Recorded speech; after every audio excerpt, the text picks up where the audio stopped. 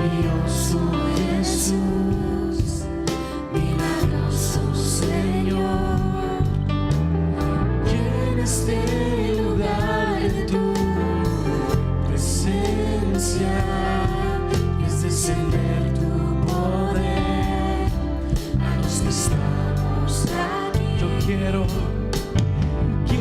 levantar a ti mis manos, maravilloso Jesús, milagroso Señor, llena este lugar de tu presencia y haz descender tu poder a los que estamos aquí. Creo en ti,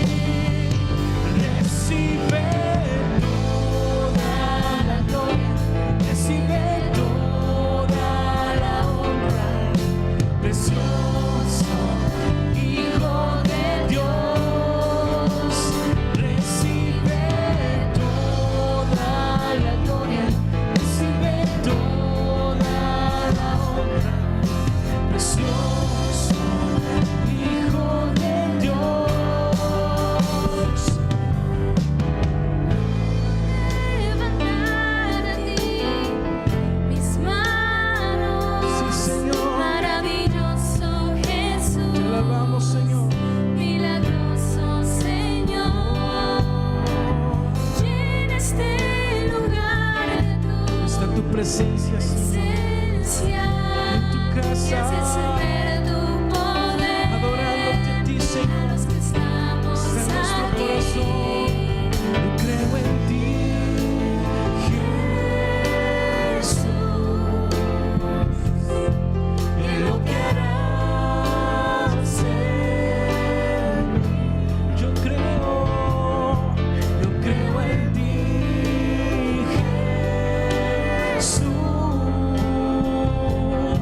En lo que harás en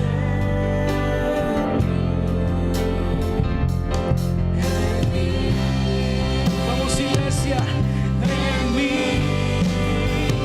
recibe toda la gloria, recibe toda la honra, precioso Hijo de Dios, recibe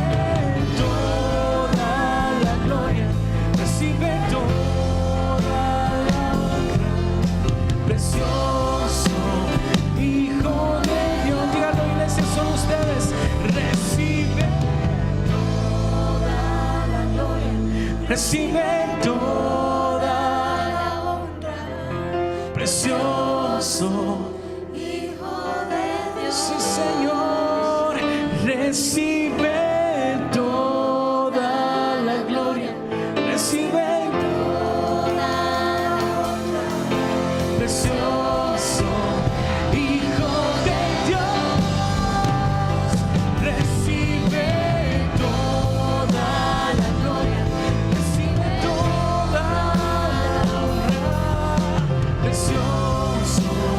Hijo de Dios, recibe toda la gloria, recibe toda la honra, precioso Hijo de Dios, Hijo de Dios.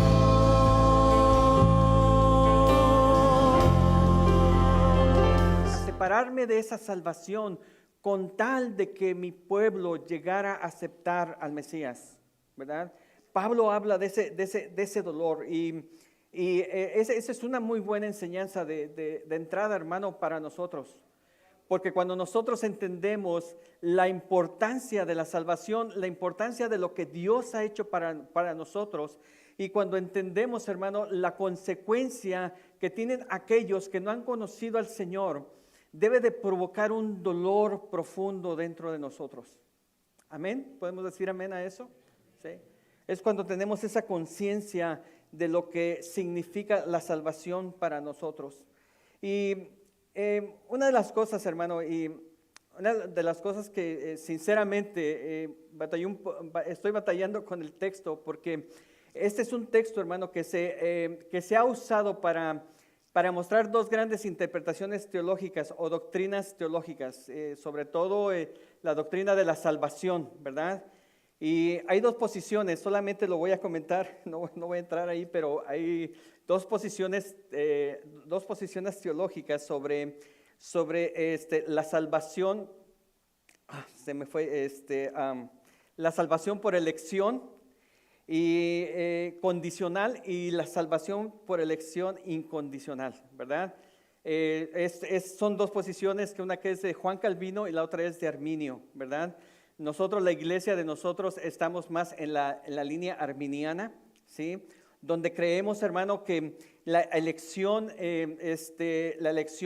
solamente, y al igual que Calvino, creemos que la salvación solamente viene de parte de Dios. Nadie puede tener salvación si no es fuera de Dios.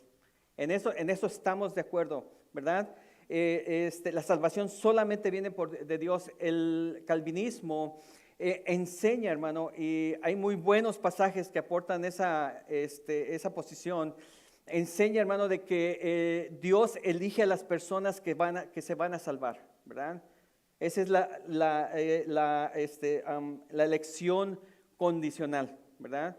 Y por el otro lado, Arminio, hermano, está de acuerdo que la salvación viene solamente del Señor, solamente viene de Dios, pero que en algún momento Dios provee la salvación, pero el hombre tiene la capacidad de decidir aceptar esa salvación o no. No quiero entrar ahí, hermano, porque al estar leyendo y releyendo este pasaje, este capítulo, el capítulo 9, quisiera solamente enfocarme, hermano, en la cuestión histórica de la elección que tuvo Dios para Israel, ¿verdad? En este tiempo que hemos tenido, se ha escuchado mucho conflicto afuera con el pueblo del Señor, con Israel. Se ha dicho, y no lo había escuchado, pero se ha dicho que, bueno, dice, es que no todo lo que son Israel, ¿verdad?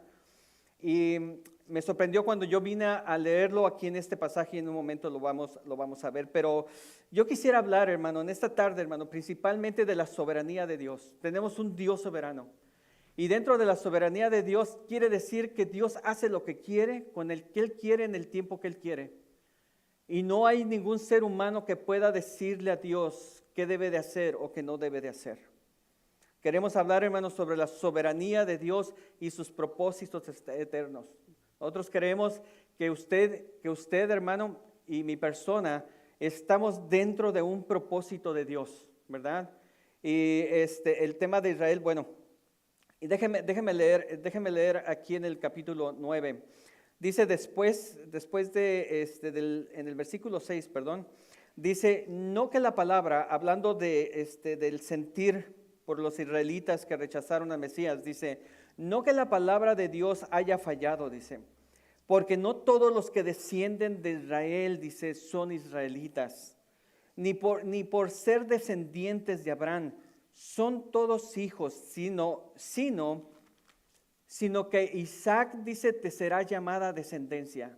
Una de las cosas, hermano, que nosotros como creyentes, nosotros oramos por Israel, pero dentro del plan salvífico de Dios, hermano, dice la palabra de Dios que no todos, hermano, no todos pertenecen a ser hijos de Dios. Hay una línea, y cuando uno está mirando esto, hermano, más de cerca, yo lo miro esto como cuando uno habla, hermano, por ejemplo, de la soberanía de Dios y la responsabilidad humana. Uno puede leer esas partes, pero cuando uno se va haciendo como el zoom, ¿verdad? De los biniculares, cuando uno se va acercando cada vez más a esto, uno va encontrando, hermano, una línea muy delgadita de dónde se aplica la soberanía de Dios, o dónde abarca la soberanía de Dios, ¿Y dónde entra, hermano, la responsabilidad del ser humano para responder a ese llamado del Señor? ¿Verdad? Es una línea bien delgada. Y entre más nos acercamos, hermano, al tema, es cuando más encontramos, hermano, que no es fácil de entender. No es fácil de entender. Pero la soberanía de Dios, hermano, y la responsabilidad humana es parte de un plan redentor. Y eso lo vamos a ver aquí en Romanos capítulo 9. Romanos 9 al 11, hermano, aborda el problema del rechazo de Israel. Israel, hermano, Israel fue elegido por Dios con un propósito.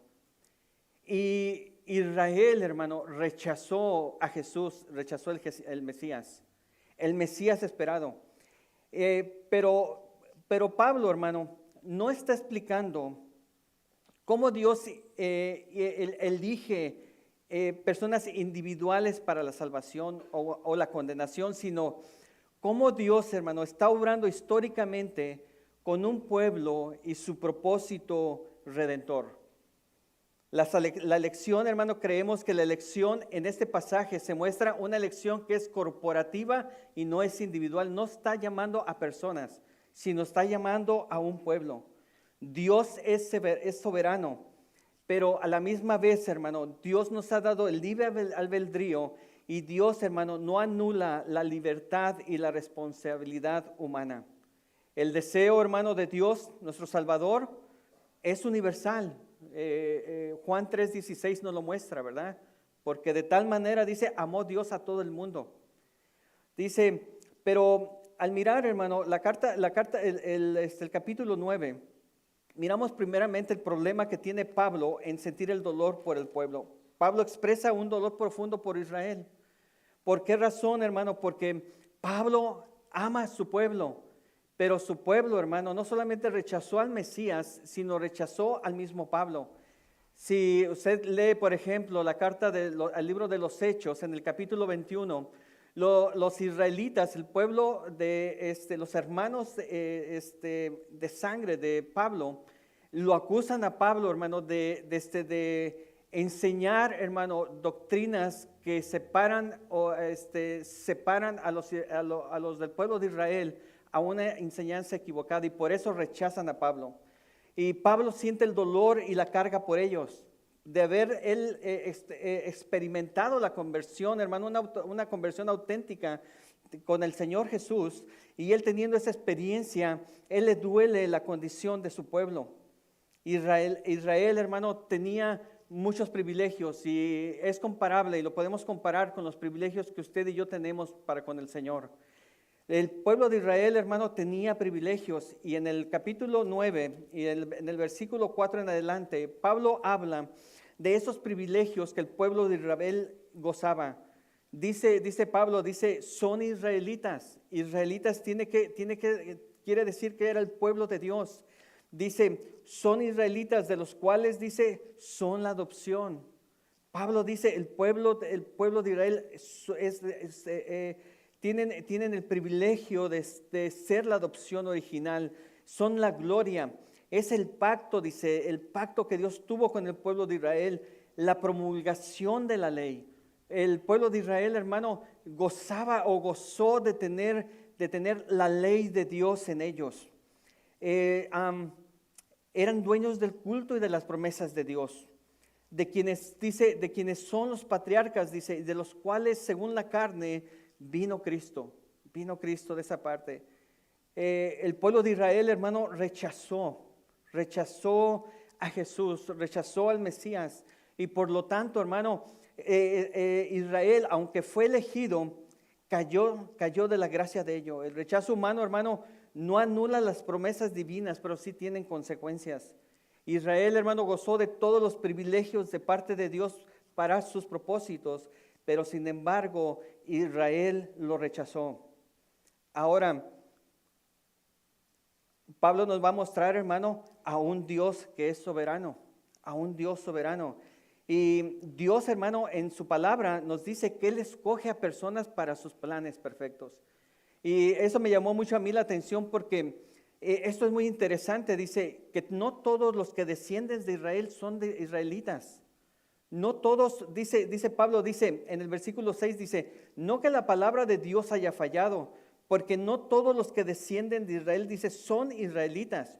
No todos los que descienden de Israel son israelitas, dice, ni por ser descendientes de Abraham, o sea que son hijos de Abraham, no son los hijos de la promesa. Y es interesante esto, porque uno, hermano, cuando uno no lee esto, uno mira a Israel como un pueblo en general, ¿verdad? Pero cuando miramos, hermano, este detalle es muy interesante, porque me viene a la mente cuando Dios, hermano, hablando con Abraham, en el capítulo 22 de Génesis, Dios le dice a Abraham, Abraham, en tu simiente, dice, serán benditas, dice, todas las naciones de la tierra. Dice, en tu simiente serán benditas todas las naciones de la tierra. ¿Y cuál es la bendición que Dios tenía para todas las naciones? ¿Cuál es la bendición? La bendición para todas las naciones es de que todas las naciones llegaran a conocer a Dios, su Creador, y conocieran sus propósitos. Esa es la bendición que Dios quiere para todas las naciones. Y Dios le da esta promesa a Abraham. Y ahí en el versículo 6, el versículo 7, donde dice, ni por ser descendientes de Abraham, dice, son todos hijos, dice, sino en Isaac te será llamada descendencia. El apóstol Pablo, hermano, menciona a Isaac. Y cuando mencionamos a Isaac, sabemos, hermano, que Isaac vino de una promesa de Dios de que le dijo a Abraham que él iba a tener un hijo y que ese hijo iba a ser el hijo de la promesa. Pero ¿quién fue el que nació primero? ¿Recuerda usted? Ismael, ¿verdad? Cuando miramos esa parte, hermano, Ismael fue también un hijo de Abraham. Es lo que dice la palabra, dice que no todos los que son hijos de la promesa. Entonces podemos mirar que Abraham, hermano, vino Isaac y vino Esaú, pero Esaú, hermano, Dios no lo tomó como el hijo de la promesa. ¿Por qué? Porque Dios ya tenía planeado, hermano, ya tenía trazada una línea, hermano, muy delgada que iba a llegar hasta el Mesías prometido, que es Jesús. Él ya tenía esa línea. Y aquí también en este mismo pasaje menciona a Isaac. Dice, dice, no los que son hijos según la carne son los hijos de Dios nuevamente, sino los que son hijos según la promesa son contados como descendientes, porque la palabra de la promesa es esta, dice, por este tiempo vendré y Sara tendrá un hijo, ¿verdad? Después de ello vienen los nietos de Isaac, ¿verdad? Y se recuerda cuáles son los nietos de Isaac, es Jacob y Esaú, ¿verdad? Y podemos ver, hermano, que la elección de Dios, hermano, allí, hermano, Dios está eligiendo. Dios eligió a Isaac y Dios, hermano, desechó a Esaú, ¿verdad? Pero con el propósito, ¿por qué? ¿Por qué la elección? Porque Dios tenía marcado, hermano, un trayecto marcado, un propósito marcado donde iba a venir el linaje para la salvación para todo el mundo, que venía Jesús. Pero Jacob sobre Esaú. Pablo habla, hermano, de un hecho histórico donde enseña la elección de Israel como un propósito. No es, hermano, para nosotros es difícil mirar que Dios escogió a uno y al otro lo desechó, pero Dios está viendo su propósito, hermano, en una línea donde va a venir el Mesías. Jacob representa ¿a quién? Al pueblo de Israel, al pueblo de Dios donde iba a venir el Mesías. Pero sin embargo, Esaú, ¿en quién se convirtió Esaú? En los de Edom, ¿verdad? ¿Recuerda del pueblo de Edom? Sí. Bueno, Edom significa, la palabra Edom significa rojizo, ¿verdad? Y se dice que Esaú, hermano, era una persona que era rojiza, su pelo era pelirrojo, no sé exactamente, pero Esaú viene la descendencia de los edomitas, que si leemos la palabra de Dios, hermano, en el Antiguo Testamento, vamos a mirar que el pueblo de Dios fueron, hermano, los que en algún momento trataron mal al pueblo de Israel, ¿verdad? Entonces, Dios, hermano, aunque vienen del mismo linaje de Abraham, Dios escoge la línea con un propósito salvífico. El texto, hermano, los textos no hablan de una salvación individual, sino de una línea mesiánica. Israel, hermano, en su rol histórico dentro del plan de Dios. Dice la frase, amé a Jacob y aborrecí a Esaú. Dicen los expertos, hermano, en el lenguaje, dice que esto es parte de un lenguaje hebreo. Esa frase, amé a Jacob y aborrecí a Esaú, dice que es un lenguaje hebreo de preferencia funcional. O sea que había un propósito en amar a Jacob y a desechar a Esaú. Dice, porque Dios, hermano, no veía a Jacob y Esaú, no los veía como dos individuos en sí mismos, sino en ellos. Dios estaba mirando dos naciones que iban a ir por rumbos diferentes, ¿verdad? Es por eso que Dios, hermano, sabemos, hermano, que en su soberanía Él es libre para escoger cómo llevar adelante su plan redentor. Eso es importante para nosotros. Pero también a la misma vez, hermano, Dios no excluye a nadie de la salvación, porque la salvación es por fe y fe en Jesucristo.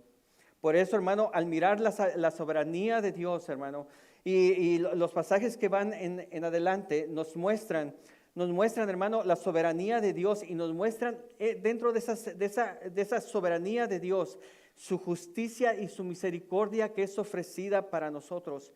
Dios, hermano, es misericordioso, pero la misericordia de Dios, hermano, no es arbitraria. Dice Pablo, escribe en las palabras de Dios, dice, tendré misericordia, dice, del que yo tenga misericordia. Tendré misericordia del que yo tenga misericordia. Y nos da dos ejemplos, el apóstol Pablo, uno en el versículo 17, si me sigue con su mirada. Dice, porque en la escritura dice a Faraón, hablando de la misericordia y de la soberanía de Dios, habla de Faraón. Recuerda, hermano, de que Dios, dice la palabra, que Dios endureció el corazón de Faraón. Dice, la escritura dice a Faraón, dice, para esto mismo, dice, te he levantado para mostrar en ti, dice, mi poder. Dios, hermano, endurece el corazón que ya de antemano estaba endurecido, porque el faraón estaba endurecido por él mismo. Él había tomado la decisión de endurecer, y Dios sigue endurece su corazón por la decisión que él ya tomó. Él endurece su corazón, pero lo endurece con un propósito, porque dice la palabra del Señor, dice, para esto mismo te he levantado, para mostrar en ti mi poder, y para que mi nombre, dice, sea anunciado, dice, por toda la tierra. ¿Se recuerda, hermano, cuando Dios mandó las plagas a Egipto? Y ponía cada vez más difícil delante de los ojos del pueblo de Israel, los ponía más difícil para salir de ahí. Pero entre más difícil estaba la situación para los israelitas, más el nombre del Señor iba a ser levantado por la muestra de su poder. Es por eso que Dios, hermano, usa al faraón. ¿Para qué? Para sus propios propósitos. Dios, hermano, va a actuar en la vida de ciertas personas para sus propios propósitos. Para sus propios propósitos. Dios endurece a quien persiste en resistir. Faraón, hermano, en Éxodo vemos que Faraón endurece su propio corazón primero, y Dios confirma esta decisión ya tomada por él mismo y lo usa para la misma gloria de él, para la gloria de él. Rechazar, hermano, con esto podemos decir nosotros que rechazar repentinamente la gracia puede llevar a un corazón endurecido. No rechace la gloria de Dios, hermano. No rechace la gracia de Dios en su vida, porque eso puede endurecer su corazón. Y podemos verlo en personas que de repente empiezan a dejar su relación con Dios poco a poco. Su corazón se va endureciendo y se van alejando del propósito de Dios. El apóstol Pablo, hermano, remarca la soberanía de Dios sobre los designios del hombre. Y él da un ejemplo que está en el libro de Jeremías capítulo 18, y dice en el versículo 19, si me sigue con su vista, perdón, pero dirás, dice, ¿por qué pues inculpas? ¿Por qué? ¿Quién ha resistido a su voluntad? Dice el 20, dice, mas antes, oh hombre, dice Pablo, dice, ¿quién eres tú? Dice, para que alterques con Dios. Pablo pone de manifiesto, hermano, que no hay un hombre que pueda altercar con Dios. Dirá el vaso, dice Pablo, dirá el vaso de barro al que lo formó, ¿por qué me has hecho así? Dios trabaja, hermano, Dios trabaja de la manera que Él quiere en la vida de cada ser humano, hermano, con un propósito. ¿O no tiene, dice, potestad el alfarero? El apóstol Pablo está diciendo, ¿qué acaso el alfarero no tiene la potestad y toma la decisión de hacer aquella artículo de barro como Él quiere, como Él desea? ¿O no tiene potestad el alfarero sobre el barro para hacer de la misma masa un vaso para honra y otro para deshonra? ¿Y qué dice si Dios, queriendo demostrar su ira y hacer notorio su poder, soportó, dice, con mucha paciencia los vasos de ira preparados, dice, para la construcción? El apóstol Pablo, hermano, nos está hablando aquí, hermano, de la acción soberana de Dios. Él hace las cosas como Él quiere y las hace con el que Él quiere hacerlo. Rechazar, hermano, repentinamente la gracia puede llevar a endurecer nuestros corazones. Pablo, hermano, remarca la soberanía de Dios a través de los designios del hombre usado en la imagen de Jeremías, el alfarero y el barro. Dios, hermano, es el que tiene la capacidad de moldear su vida como Él quiere hacerlo. Ahora yo quisiera preguntarles por este momento, abriendo un pequeño paréntesis, ¿usted sabe lo que Dios quiere hacer en su vida? Porque posiblemente usted sepa lo que Dios quiere hacer en su vida y posiblemente llegue a sentir dolor por ese trabajo que Dios está haciendo en usted. Pero si Dios está haciendo en usted, hermano, el dolor, hermano, es pasajero porque Dios va a terminar la obra que Él ha comenzado en usted. Dios ha comenzado esa obra en usted y Dios la va a terminar. Él la va a perfeccionar, dice Pablo en Filipenses 1:6. Dios tiene derecho, hermano, a definir el uso de las personas y las naciones. El barro, hermano, puede cambiar. Hermano, el pueblo de Israel, esa imagen, hermano, de Jeremías, Dios le enseñó esta imagen a Jeremías para mostrarle cómo él estaba trabajando en la vida de Israel. Pero déjeme decirle, usted y yo podemos tener ese trabajo de Dios en nuestras vidas y no nos puede gustar ese trabajo. Pero mire, nosotros tenemos la potestad o la decisión de salirnos del plan de Dios, de salirnos de ese proceso o de quedarnos a que el Señor termine la obra. Dios, hermano, no crea personas para destruirlas. Dios, hermano, responde a la actitud de las personas frente a su gracia. ¿Usted valora la gracia del Señor? ¿Usted ama la gracia del Señor? ¿Usted, hermano, quiere estar cerca de las manos creadoras del Señor? Y al final de este pasaje, hermano, Dios, hermano, incluye a los gentiles, hermano, al plan de salvación. Y esto se encuentra en el pasaje, en el versículo 25 en adelante. Dice la palabra del Señor, dice, como también dice en Oseas, ¿verdad? Cita el libro de Oseas, dice, llamaré pueblo mío, dice, al que no era mi pueblo, y a la no amada, amada, dice, en el lugar donde se les dijo, vosotros sois pueblo mío, allí serán llamados hijos del Dios viviente.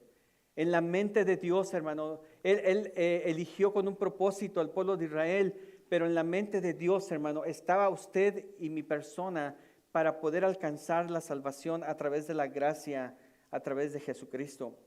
También Isaías dice el 27, clama tocante a Israel, dice, si fuera el número de los hijos de Israel como la arena del mar, tan solo el remanente, dice, será salvo. Quiere decir, hermano, que no todas las personas se van a salvar. Dios ofrece la salvación a todos, pero no todas las personas, hermano, van a recibir al Señor. Y nosotros, no es difícil, hermano, mirar eso porque hay personas, hermano, que no tienen ni siquiera una poquita intención de buscar al Señor. Rechazan contundentemente la gracia de Dios y su misericordia.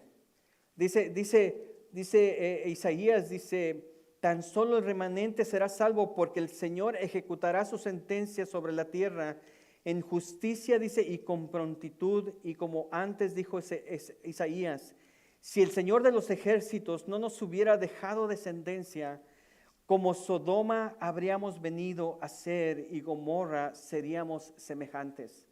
Eso es hablando, hermano, de la gracia de Dios sobre nuestras vidas. Si Dios no hubiera hecho la obra, hermano, a través de ese linaje escogido, dice Isaías, dice, seríamos peor que Gomorra y Sodoma. Seríamos pecadores.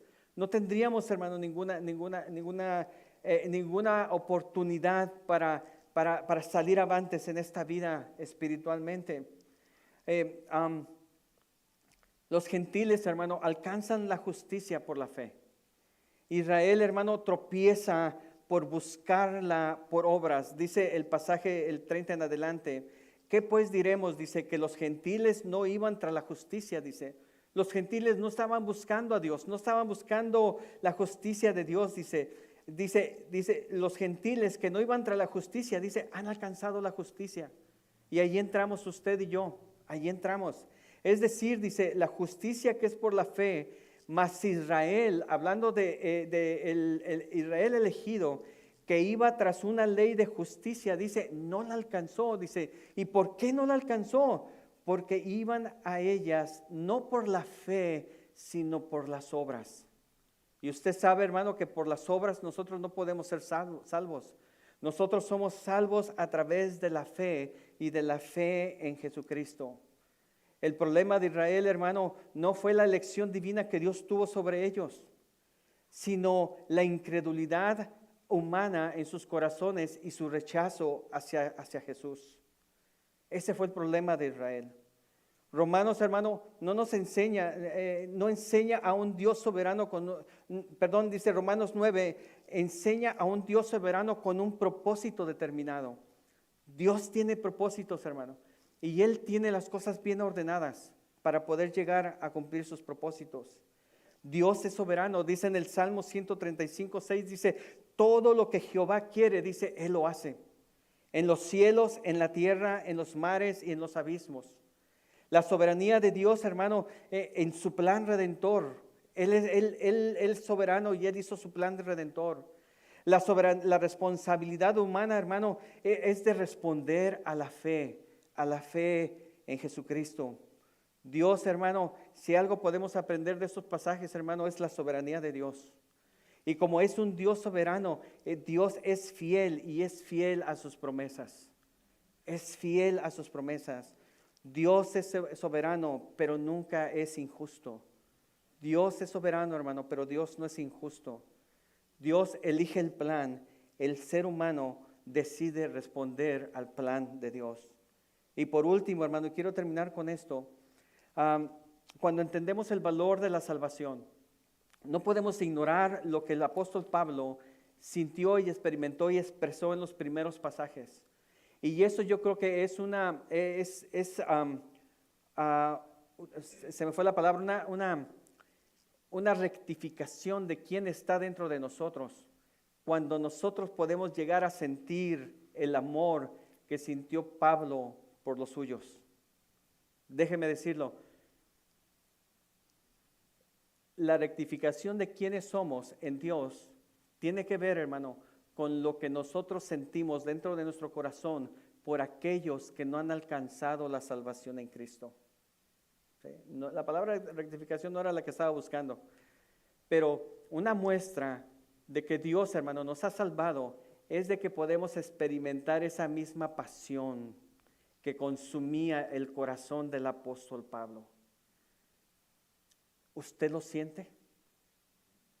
¿Usted siente esa carga y ese peso por los perdidos? Tanto así, hermano, que el apóstol Pablo dice, yo estoy dispuesto a volverme un anatema con tal de que mis hermanos se salven. Ahora Pablo, hermano, él sabía que él no podía cumplir eso. Él no podía hacerse un anatema, porque el único que pudo lograr eso fue Jesucristo. Dice que Él se hizo maldición para que usted y yo pudiéramos alcanzar la vida eterna.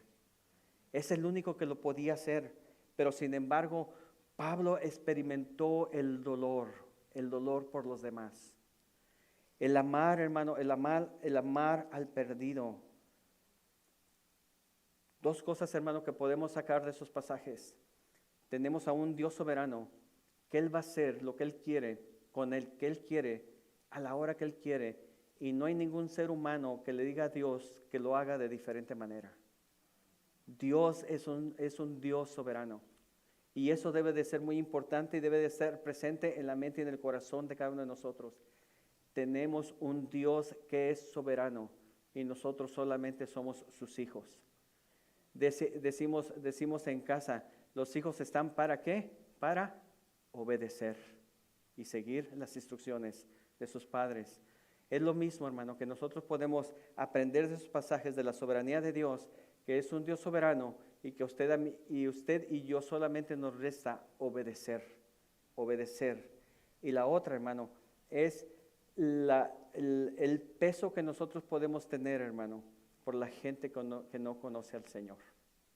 Amén.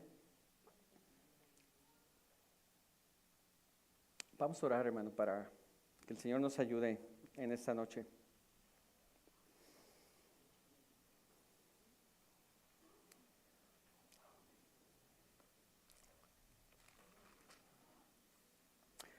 Te damos gracias, Padre, en esta noche, Señor, por tu gran misericordia, Señor, que tienes por nosotros, Señor. Te damos gracias, Padre, porque podemos experimentar, Señor, el dolor, Señor, que sintió Pablo por los suyos, Señor. Padre, cuando llegamos a experimentar ese dolor, Señor, Padre, significa, Señor, que hemos entendido, Señor, tu palabra, Señor, y que hemos entendido, Señor, lo que significa, Señor, la salvación para nosotros, Señor, y lo importante que es la salvación para todos aquellos que no han escuchado, Señor, o que no han aceptado, o que no han querido aceptar, Señor. Padre, ayúdanos, Señor, a sentir ese dolor, Señor, y ayúdanos, Señor, a mirarte, Señor, como ese Padre, como ese Dios soberano sobre todas las cosas, Señor. Como ese Dios, Señor, que tiene el control, Señor, que tiene el mando, Señor, que tiene el poder, Señor, sobre todas las cosas, Señor. Y reconocer, Señor, que solamente, Señor, estamos en esta vida, Señor, para sujetarnos a esa soberanía tuya, Señor. Aprender a ser obediente, Señor. Aprender, Señor, a discernir los propósitos, Señor, que tú tienes para nosotros, Señor. A discernir, Señor, el camino, Señor, que tú has trazado, Señor, para que nuestros pasos puedan seguir, Señor, en ese caminar, Señor, en ese camino en obediencia, Señor. Y que tus propósitos, Señor, se vayan cumpliendo, Señor. Y que te sigas dignando, Padre, a utilizarnos a nosotros para que esos propósitos que son inmensamente grandes y maravillosos, Señor, se vayan cumpliendo, Señor. Padre, sabemos, Señor, que si nosotros decidimos alejarnos, Señor, Padre, tú vas a traer a alguien más, Señor, para continuar ese caminar, Señor. Padre, tus propósitos no se detienen, Señor. Ayúdanos a entender eso, Señor. Te damos gracias en esta tarde, Señor, y ayúdanos también a entender tu palabra, Señor, y a ponerla por obra, Señor, en el nombre de Jesús. Amén.